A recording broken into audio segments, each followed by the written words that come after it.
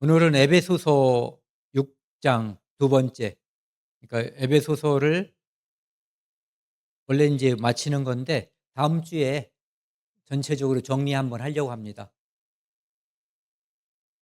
오늘은 10 절부터 24 절까지 같이 하겠습니다. 10 절부터 11절 제가 읽겠습니다.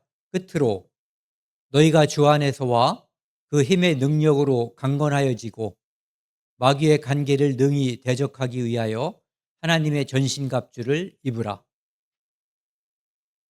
여기 밑에 그림 뭐 같아요? 그러니까 어떤 사자? 예, 맞아요. 묶여 있는 사자예요. 이게 인제 천륜 역정에 나와 있는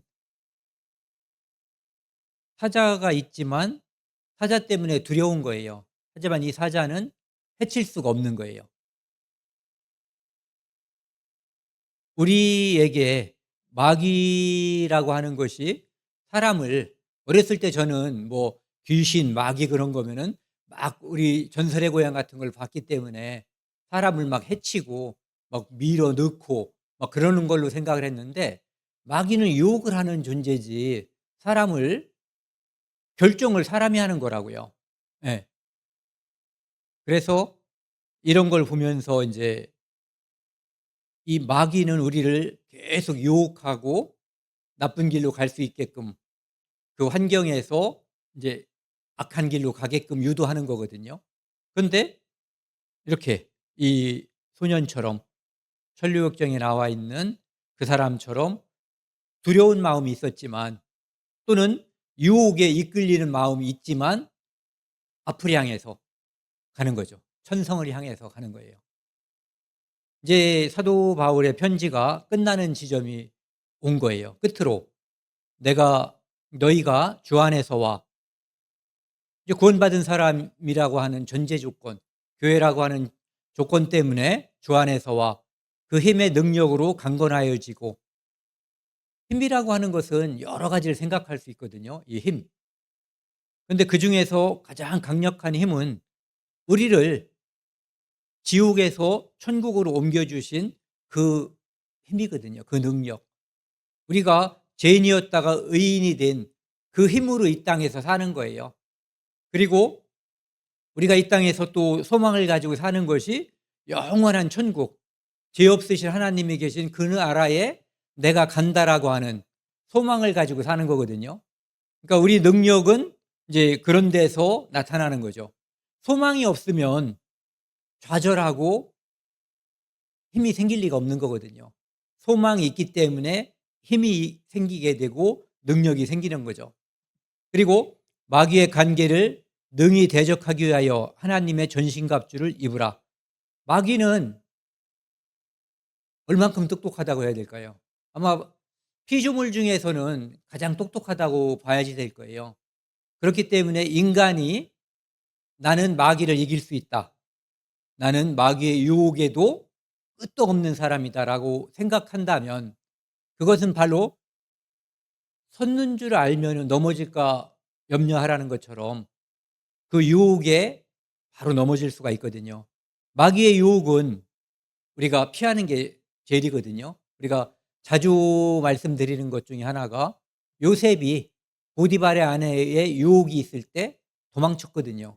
그러니까 유혹은 피하는 게 상책인 거예요. 그런데 인제 어떤 것들은 맞닥뜨려서 싸워야 되는 게 있죠. 어떤 거냐 하면은 마귀에게 잡혀 있는 구원받지 않은 사람들, 우리가 사랑하는 사람들, 그 사람들 안에는 마귀가 지배하고 있기 때문에, 그들을 마귀가 지배하고 있기 때문에 그들과 싸워서 이겨야지 될 때는 우리가 마귀를 대적하는 거예요. 그런데 모든 관계가 얼마나 많겠어요. 돈 좋아하는 사람한테는 마귀는 미끼를 돈을 던질 거라고요. 낚시질할 때, 저는 낚시를 안 하는데 저는 지렁이만 이렇게 하는 줄 알았더니, 그 잡으려고 하는, 바다 낚시하는 사람들이 그러는데 잡으려고 하는 어종에 따라서 이 미끼가 달라진대요. 마귀도 그렇게 하는 거죠. 그 사람이 뭐에 취약한지 다 알거든요. 예. 대화하는 것도 알고 맨날 시간 쓰는 거, 돈 쓰는 거 다 알고 있기 때문에 그것을 가지고 유혹을 하고 대드는 거죠. 그래서 그걸 대적하기 위해서 하나님의 전신갑주를 입으라. 여기 보면은 하나님의 이렇게 되어 있는데 하나님께서 주신 이렇게 생각하면은 이해하기가 쉬워요. 이 잠언 30장 9절 보면은요. 우리가 이제 능력이라고 하는 것이 많은 것이 있지만 그리스도인들에게 능력 중에서 가장 중요한 능력이 경제적인 능력을 이것이 나를 지배하지 못하게 하는 거예요. 너무 부자가 돼도 내가 하나님을 믿는 믿음 안에서 그것을 베풀고 살아가는 거고 가난하여져도 그것에 많이 좌우되지 않고 하나님을 믿는 믿음을 떠나지 않고 살아가는 그거라고 볼 수가 있는 거죠. 그것을 빌립보서에서는 사도 바울이 이렇게 이야기하고 있어요. 요거는 같이 읽겠습니다. 11절부터 13절까지요. 내가 궁핍함으로 말하는 것이 아니니라. 어떠한 형편에서든지 나는 자족하기를 배웠노니 나는 비천에 처할 줄도 알고 풍부에 처할 줄도 알아. 모든 일 곧 배고픔과 배부름과 배고픔과 풍부와 궁핍에도 처할 줄 아는 일체의 비결을 배웠노라. 내게 능력 주시는 자 안에서 내가 모든 것을 할 수 있느니라. 사도 바울이 이 말씀을 한 것은 사도 바울 자체가 너무나 많은 고통과 이런 것을 배고픈 고통도 겪어봤겠죠. 뭐 바다에서 깊음 속에서 고생하고 그럴 때 당연히 먹을 게 없었단 말이에요. 그리고 수많은 고통 속에 있기 때문에 어떠한 형편에서든지 그러니까 누구 사도 바울을 높이 대접하는 사람들도 있었을 거예요, 분명히. 그런가 하면은 정말 여기 있는 것처럼 배고픔과 궁핍에 처했을 때는 더 많은 기회, 시간이 있었을 거예요. 그런 시간들이. 하지만 일체의 비결을 배웠노라. 어떤 거? 내게 능력 주시는 자 안에서 내가 모든 것을 할 수 있다. 풍부에 처할 줄도 알고 그때는 그때대로 하나님을 찬양하고 힘들고 배고플 때도 역시 하나님을 떠나지 않고 이것이 그리스도인이 가져야 될 능력 중에 굉장히 중요한 능력이에요. 왜냐하면 사람들은 이 경제적인 것, 먹고 사는 문제에서 이 땅에 사는 동안 벗어날 수가 없거든요. 이 환경에 늘 노출되는 거예요. 그런데 사도 바울처럼 이런 마음이 아니면 이런 믿음이 아니면 지배를 당해버리는 거예요. 부자일 때는 부자대로 지배를 당하고 가난할 때는 가난한 대로 지배를 당하게 되는 거죠.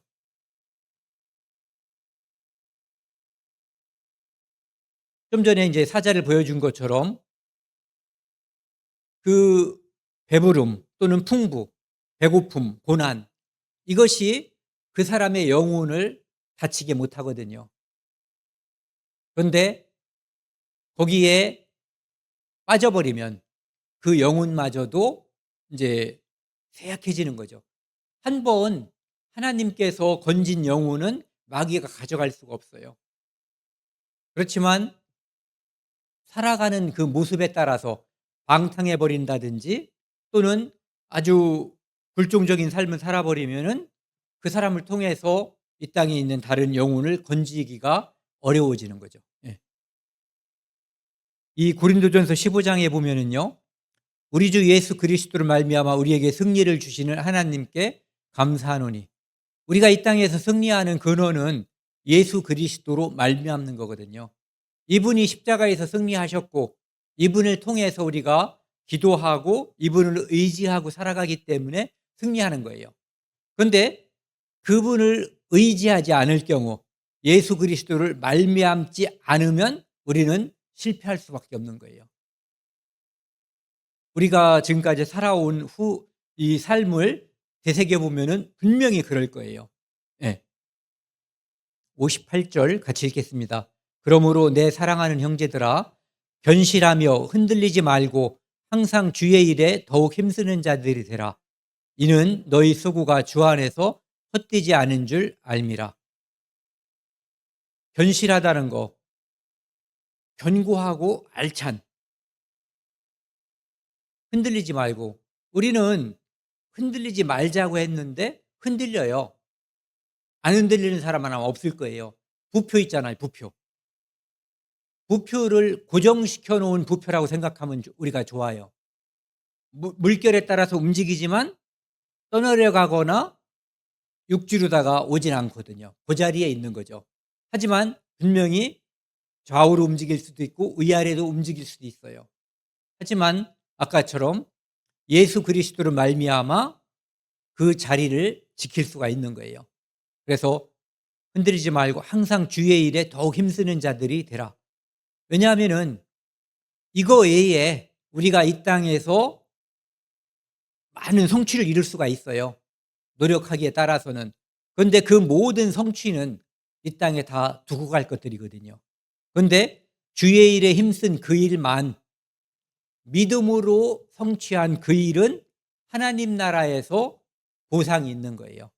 그래서 너희 수고가 주 안에서 헛되지 않은 줄 알미라.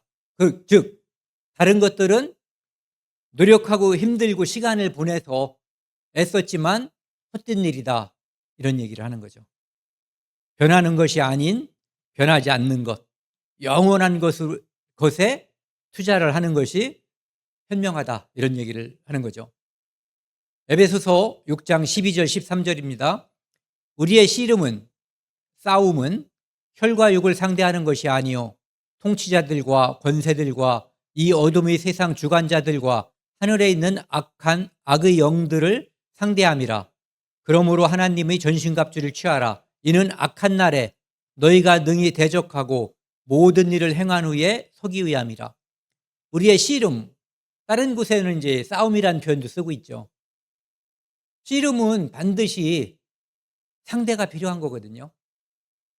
그 상대는 악의 영들이요. 이름은 뭐라고 불리든 간에 악의 영들. 그런데 혈과 육을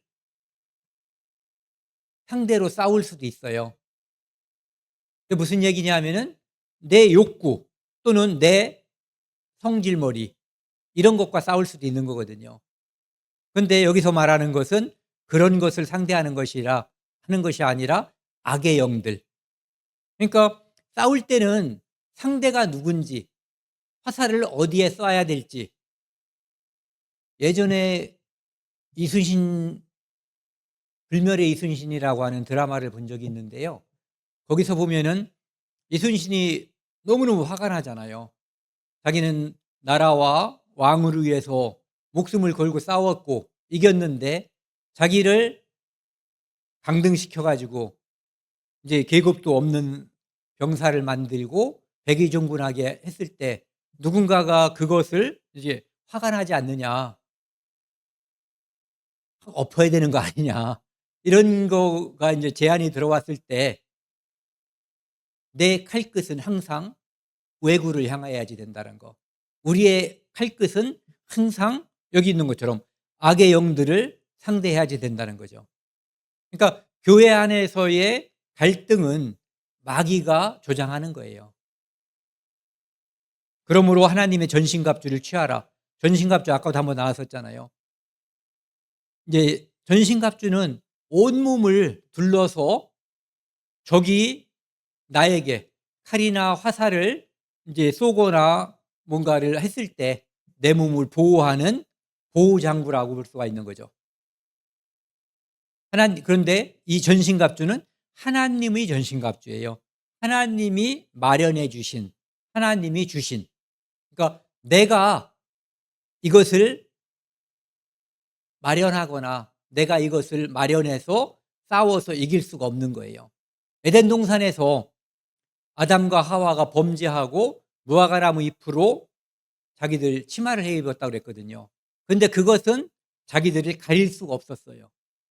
그것처럼 하나님께서 뭘 만들어 주셨죠? 가죽옷. 그것이 그들의 치부를 가릴 수가 있었어요. 그것은 하나님이 주셨다는 거. 그리고 반영구적이라는 거. 자기들 스스로가 만든 것과 차이점이 두 가지가 있었던 거예요. 그리고 짐승을 잡았다는 거 가장 중요한 게 그거죠. 피 흘려서 그들의 죄를 대속할 것을 미리 보여줬다는 거예요. 이는 악한 날에 너희가 능히 대적하고 모든 일을 행한 후에 서기 위함이라.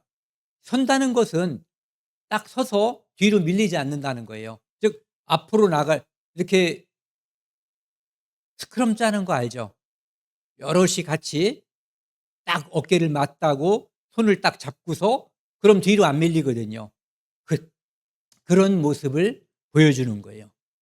그렇게 했을 때 저쪽에서 막 공격을 하는데 내가 아무런 방어 장비를 갖추고 있지 않으면은 나는 뒤로 물러날 수밖에 없잖아요. 그런데 전신갑주를 입으면은 앞으로 나갈 수도 있고 멈춰서 진을 지키고 견디고 버틸 수가 있는 거죠. 그것을 이야기하는 거예요. 그래서 악한 날은 이 땅에 에덴 동산에서 마귀가 선악과를 먹게 해서 먹은 날부터 지금까지가 앞으로 예수님이 오시기 직전까지 오는 날까지 악한 날이라고 볼 수가 있죠. 이 고린도전서 9장 26절에서는요. 좀 전에 그 싸움의 방향을 이야기하고 있어요. 그러므로 나는 다름질할 때 달릴 때 아무리 잘 뛰는 사람도 왔다 갔다 하면은 기록을 낼 수가 없잖아요. 또는 뒤로 갔다 앞으로 갔다 하면은 안 되는 거예요. 그래서 향방 없는 방향 없는 것 같이 아니하고 싸우는데 상대방을 딱 정하고 그를 때리거나 찌르거나 쏘거나 해야 되잖아요. 그런데 허공을 친다. 상대방이 어디 있는지 상대방이 누구인지 모르면서 싸우면 안 된다는 거죠. 그런데 이게 26절인데 27절에 보면은 내 몸을 쳐서 복종시킨다고 이야기하고 있어요. 그러니까 우리가 악한 영과 싸울 때 가장 첫 번째가 나를 나를 쳐서 복종시키는 거예요. 그래야 두 번째 악한 영들과 싸울 수가 있어요. 나 자신이 악한 영에 사로잡혀서 나 자신을 내어주면 남을 구원할 수 있는 방법은 사라져 버리는 거예요.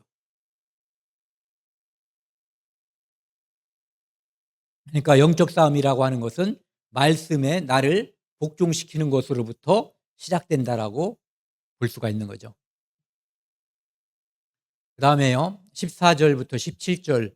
여기 이제 전신갑주에 대해서 이제 구체적으로 말씀하시는 거예요.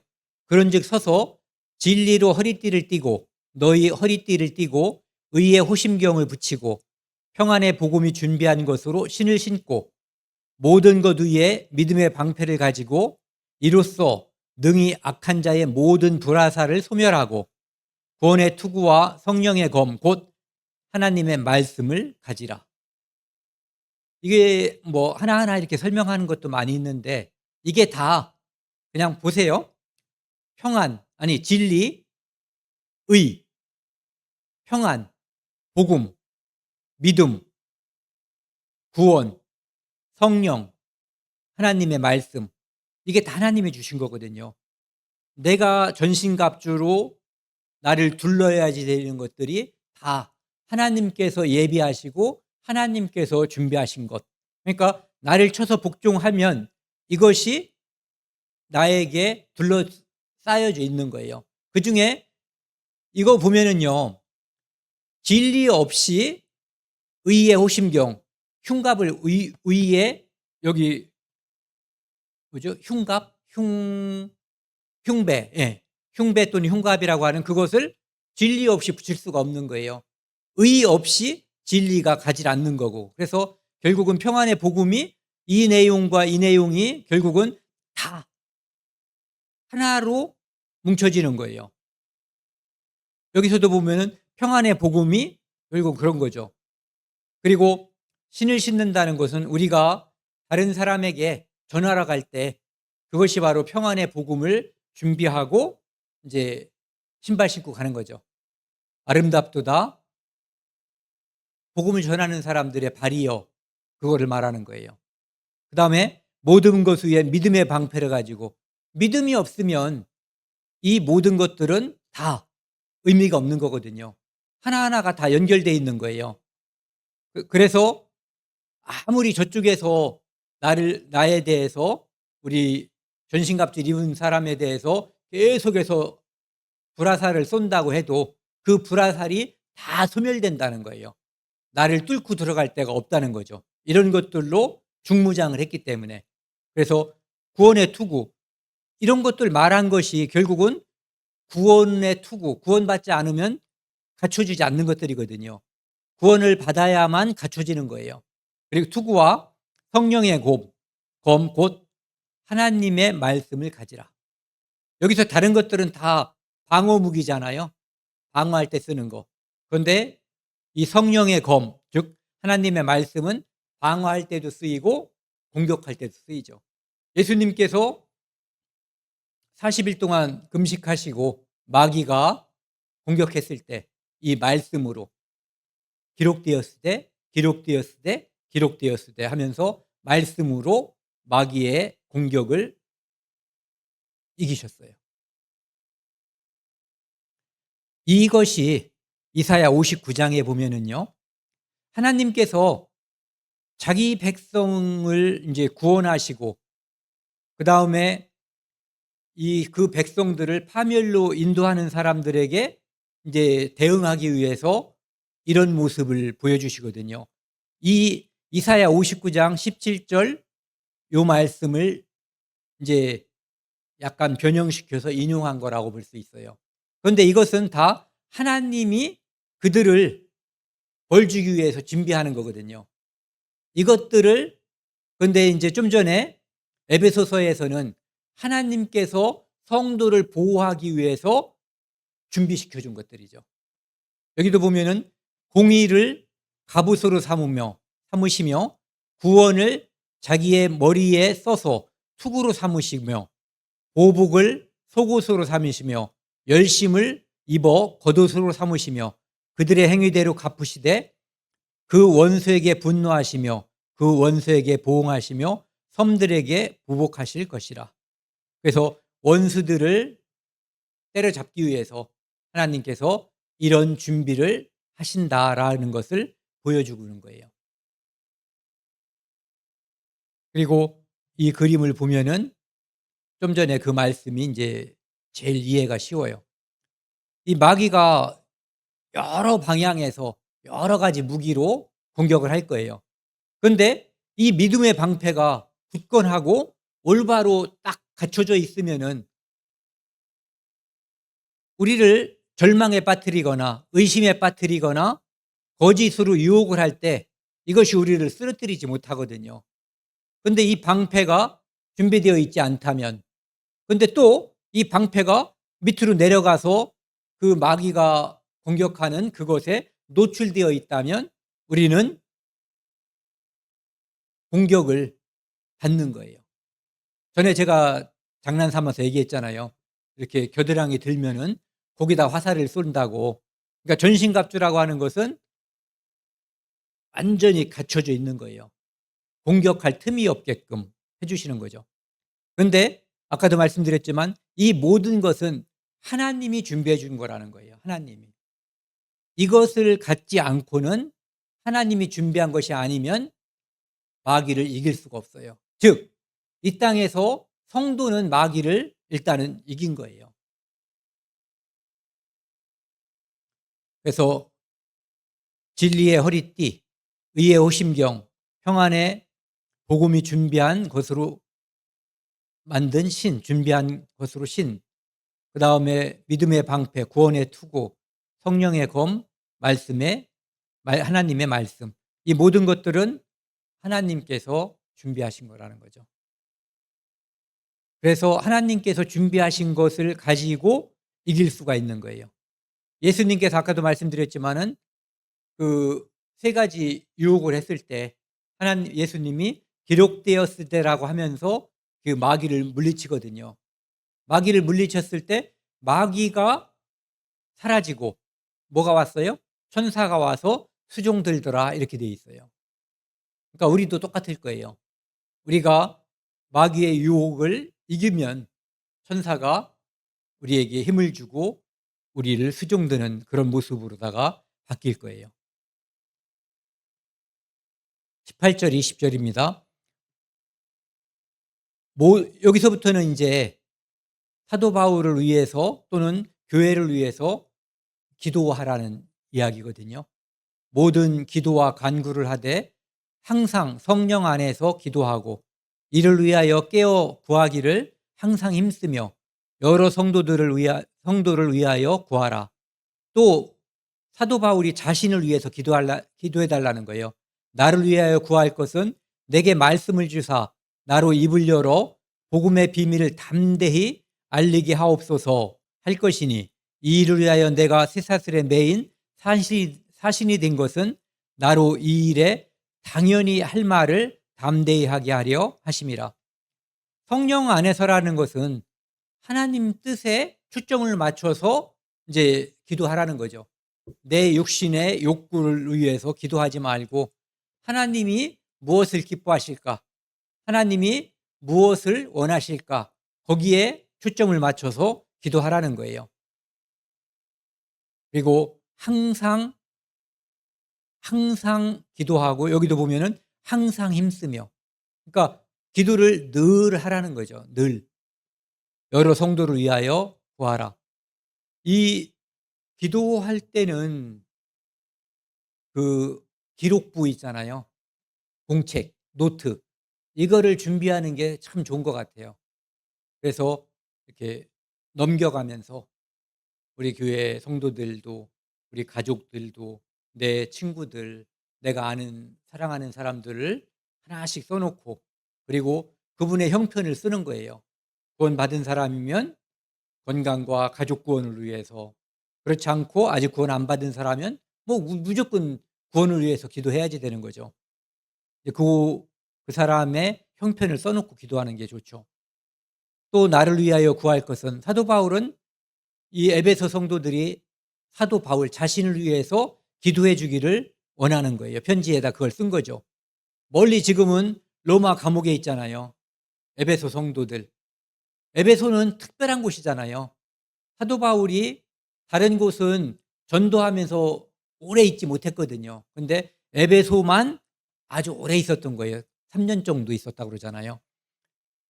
나로 입을 열어 복음의 비밀을 담대히 알리게 하옵소서.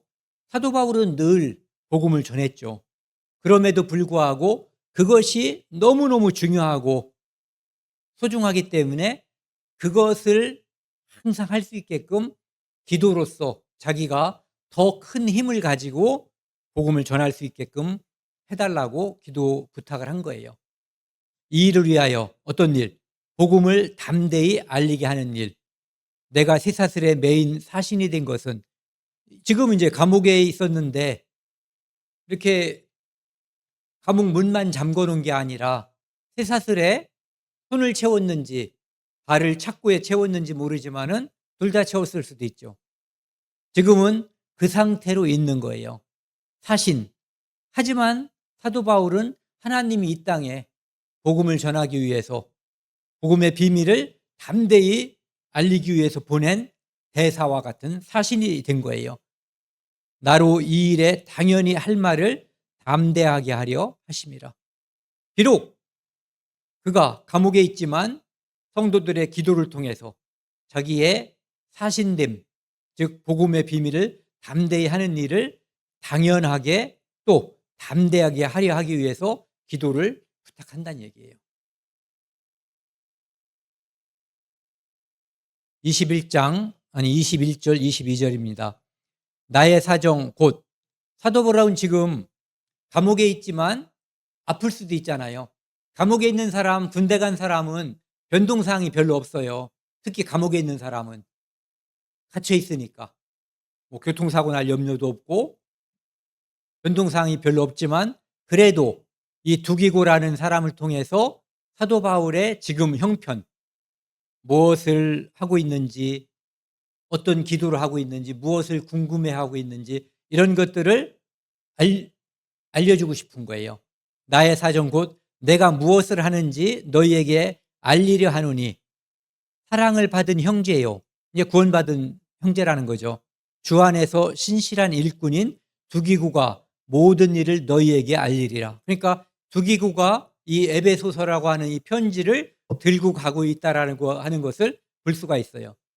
두기고를 찾아보니까 그 소아시아 있잖아요. 오늘날 튀르키예 거기 출신의 형제라고 그래요.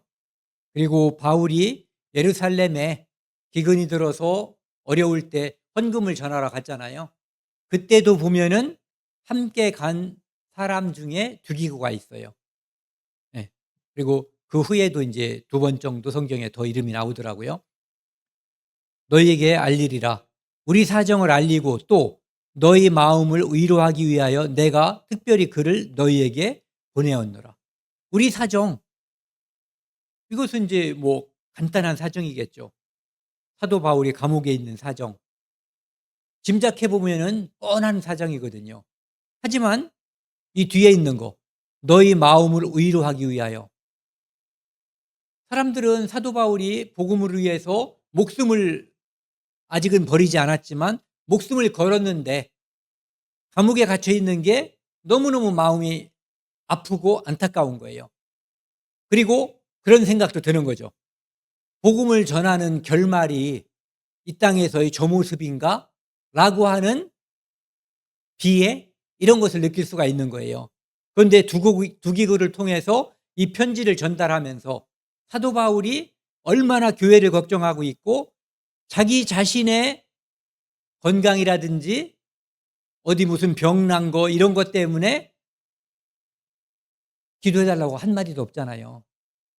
교회를 걱정하고 그런 것만. 그러니까 그런 것들을 통해서 사도 바울의 마음과 편지를 통해서 두기고가 전한 그것을 통해서 사람들은 '아 구원받으면 구원받은 사람은 마땅히 저런 모습으로 살아야 한다.'라고 하는 것을 알게 되고 거기서 위로를 받게 되는 거죠. 왜?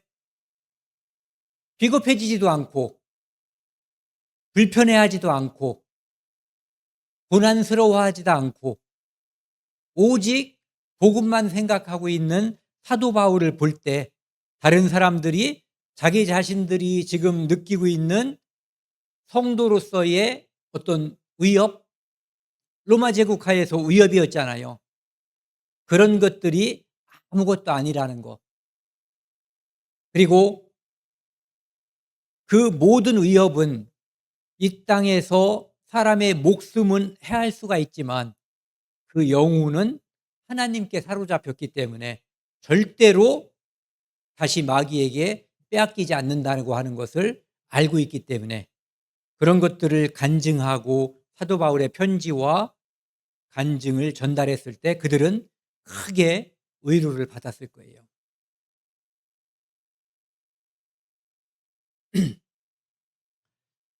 오늘은 여기까지입니다. 23절, 24절.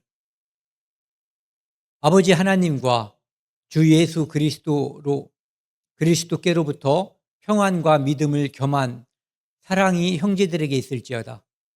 지금 이제 에베소 교회에 보내는 편지 에베소서에서 아까 끝으로 그랬잖아요. 10절에요. 그런데 이건 진짜로 이제 끝나는 편지에 마감하는 거예요. 두 절을 통해서. 그래서 축복하는 거죠. 아버지 하나님과 주 예수 그리스도께로부터 평안과 믿음을 겸한 사랑이 형제들에게 있을지어다. 보통 이제 편지에 평안하고 그다음에 그들의 믿음이 늘 굳건하기를 축복하잖아요. 그것을 이제 보여주는 거예요. 우리 주 예수 그리스도를 변함없이 사랑하는 모든 자에게 은혜가 있을지어다. 실제로 예수 그리스도가 우리를 변함없이 사랑하죠. 그런데 사도 바울은 우리 주 예수 그리스도를 변함없이 사랑하는 모든 자에게 사도 바울은 예수 그리스도를 변함없이 사랑했고 그리고 에베소 교회의 성도들에게도 이 땅에서 우리가 할 일은 예수 그리스도를 변함없이 사랑하는 일, 변함없이 사랑하는 일에 통해서는 여러 가지 행동의 변화가 따르는 거죠. 그것을 하는 사랑하는 모든 자에게 은혜가 있을지어다. 누구에게? 예수 그리스도를 변함없이 사랑하는 자에게 은혜가 있기를. 위에서는 평안과 믿음을 겸한 사랑이 형제들에게 있기를. 그러니까 이 내용은 사실은 뭐 대동소이한 내용이죠. 그러면서 그들에게 복음을 전한 사도로서 그들이 그리스도 안에서 변함없는 사랑을 가지고 하나님으로부터 은혜의 축복을 받기를 축복한 거예요. 그러니까 에베소서는 전체적으로 이제 우리가 어떤 죄인이었는지, 그런데 하나님께서 우리를 어떻게 사랑하셔서 예수 그리스도를 예정하시고 그 예정 안에서 믿는 자들을 구원했고, 그래서 교회 안에는 그리스도의 비밀이 탄생한 거예요. 어떤 비밀? 예전에는 유대인만 하나님의 백성이었거든요. 그런데 이제는 유대인과 이방인이 그리스도 안에서 하나가 돼서 교회라고 하는 새로운 형태의 족속이 탄생한 것, 그것을 이야기하고, 그 다음에 4장부터 6장까지는 그리스도인들은 어떻게 살아야 하는가에 대해서 이야기하고 있죠. 오늘은 여기까지 하고요. 다음 시간에 에베소서를 한번 간략하게 정리를 하려고 합니다. 에베소서는 할 말이 참 많은 것 같아요. 뭐 다른 것도 마찬가지겠지만, 그래서 제가 이것을 준비하면서 시간이 늘 쫓겼어요. 그래서 시간도 사실은 좀 많이 초과되고 그런 것도 있었고요. 그래서 다음 주에는 한번 정리를 하고, 그 다음 주에는 이제 상의를 해서 뭔가를 이제 다시 또 이렇게 시리즈식으로 다 시작을 하려고 합니다. 함께 기도하시겠습니다. 하나님 아버지, 감사합니다. 하나님을 알지 못하던 저희들에게 독생자 예수 그리스도를 보내주셔서 그의 피로 말미암아 우리를 구원하시고 이 땅에서 하늘에 대한 소망을 가지고 살고, 또한 교회를 통해서 하나님을 찬양하고 함께 교제하고 또 서로 위로하고 소망을 나눌 수 있도록 인도해 주시니 감사드립니다. 12월에 참빛 천국잔치를 합니다. 하나님, 우리 부모님들의 마음을 열어주셔서 참석하는 모든 분들이 구원을 받고 하나님을 찬양할 수 있도록 도와주십시오. 이 모든 말씀 우리를 사랑하시는 예수 그리스도 이름으로 감사하며 기도드렸습니다. 아멘.